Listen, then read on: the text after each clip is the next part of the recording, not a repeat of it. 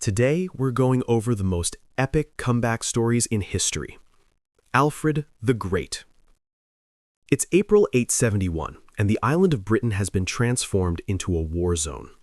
Those small Viking parties had raided the coast of Britain for decades. This time, it was much different. 6 years ago, hundreds of Viking ships made landfall in East Anglia, and the great heathen army, with numbers in the thousands, set foot on British soil with their wives, children, and toolmakers. This army had no interest in simple looting. This time, they were here as conquerors. Ruthless warriors, within 2 years, the once mighty English kingdoms of Northumbria and East Anglia had fallen into their control. In 871, the heathen army finally turns its attention to the kingdom of Wessex, and King Ethelred and his brother Alfred lead their army into battle against the Viking invaders. The two forces engage in 9 brutal battles over the span of a year, and momentum swings back and forth like a championship fight. But soon, more Viking reinforcements arrive in Britain, and their numbers are simply too much for Ethelred's army of conscripted farmers and merchants. In the Battle of Merton, the king is wounded, and he soon dies of his injuries. The 22-year-old Alfred mourns the loss of his 4th and final brother. He never wanted to be king. He had plans for a quiet life, filled with reading and learning about the wonders of the world. But now, he was the only one left, and the grim responsibility for leading his people against the greatest threat his kingdom had ever faced was thrust onto his shoulders. As Alfred was preparing for his brother's funeral, the Vikings attacked again, destroying what was left of his already battered army. With no other options, Alfred pays the Vikings to leave. The great heathen army takes the treasure and goes on to attack the neighboring kingdom of Mercuria. They are unstoppable, and by 875, Alfred's kingdom of Wessex is the last remaining English kingdom free of Viking rule. With the complete conquest of the island looking like an inevitability, more Danes pour into Britain, and the Viking army in the south, led by a monstrous man named Guthrum, sees an opportunity to snuff out the last pocket of English independence. He assembles his men and marches towards Wessex. Now, Alfred was in a really bad situation when he paid off the Vikings the last time, but he didn't waste the time he had bought and had fully rebuilt his army. He was ready for them, and while the Vikings are looting the town of Wareham, he traps them in the city. As hard as Alfred tries to force them out, the Vikings prove to be pretty good at withstanding sieges, and eventually Alfred turns to diplomacy instead. Okay, now I want you guys to pinky swear on that ring you got there that you said was for your god, Thor, right? Okay, swear on that ring that you'll give back the hostages and leave us alone. Great, all right, I'll be right back to get those hostages. See you guys, I told you, just a little bit of charm goes a long way. But they pinky swore to Thor. Guthrum had no issues breaking oaths and treaties he made, even one sworn to one of his Norse gods, and as soon as Alfred left, he killed all of their hostages and ran off to Exeter to wait for reinforcements. Alfred moved to the coast and blocked said reinforcements from landing, and soon the Viking ships were all wrecked offshore in a storm.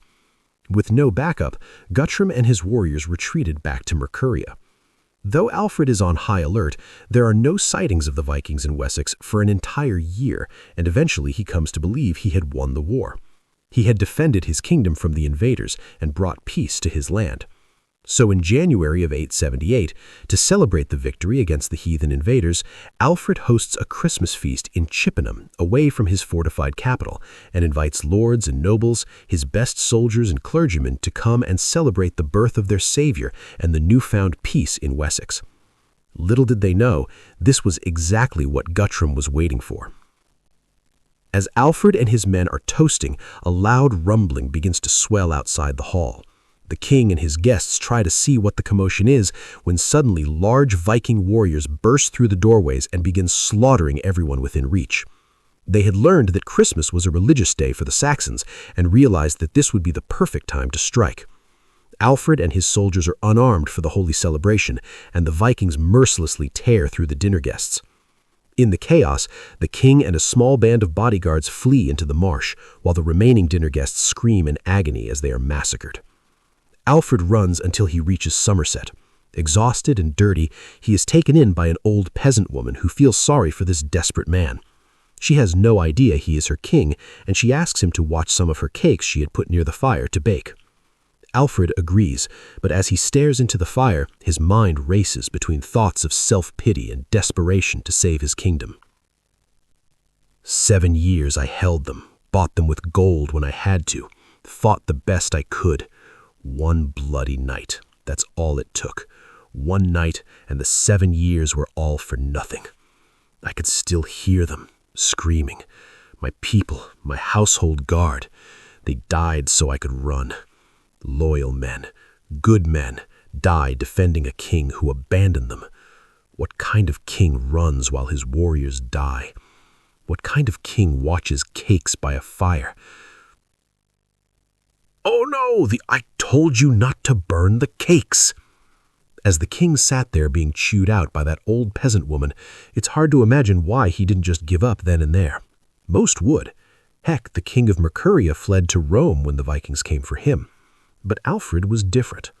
He apologizes to the woman for her cakes and leaves with a calm intensity.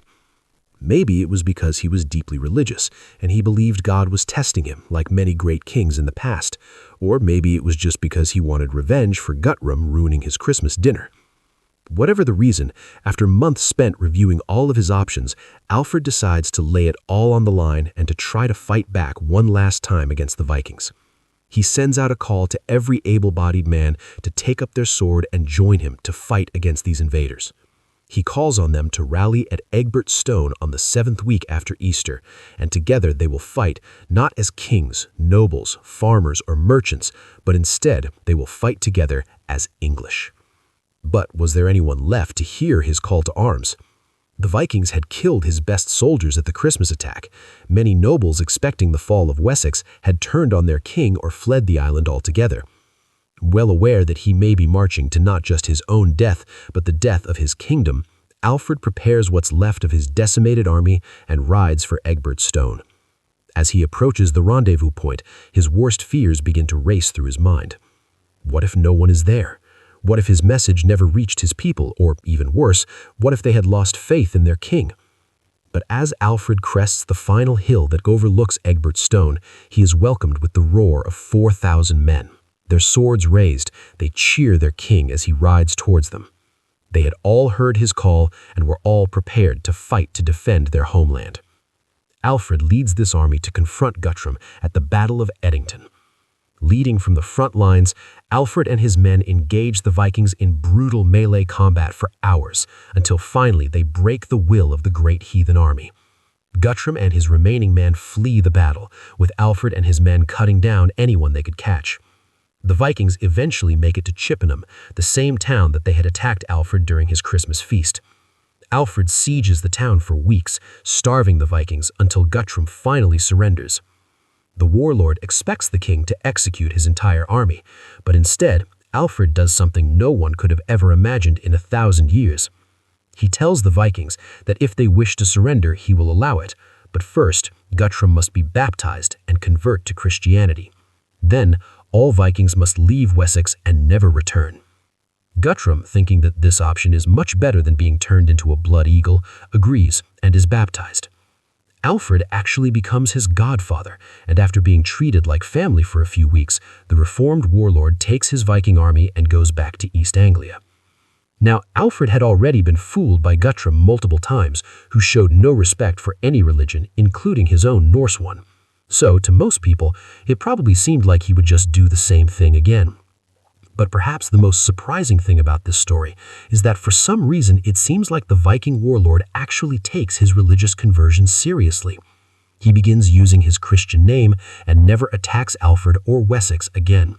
He ruled his kingdom, known as the Danelaw, until his death as a peaceful king. As for Alfred, his comeback story against the Vikings alone would have made him a legend in itself. But he goes on to do so much more. He completely reforms his kingdom's military, making it more powerful than ever.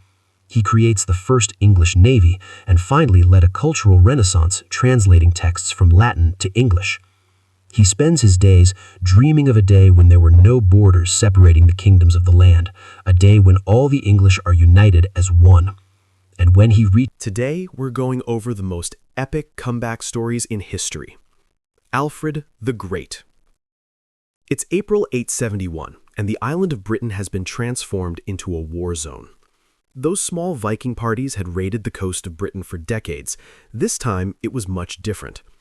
6 years ago, hundreds of Viking ships made landfall in East Anglia, and the great heathen army, with numbers in the thousands, set foot on British soil with their wives, children, and toolmakers. This army had no interest in simple looting. This time, they were here as conquerors. Ruthless warriors, within 2 years, the once mighty English kingdoms of Northumbria and East Anglia had fallen into their control.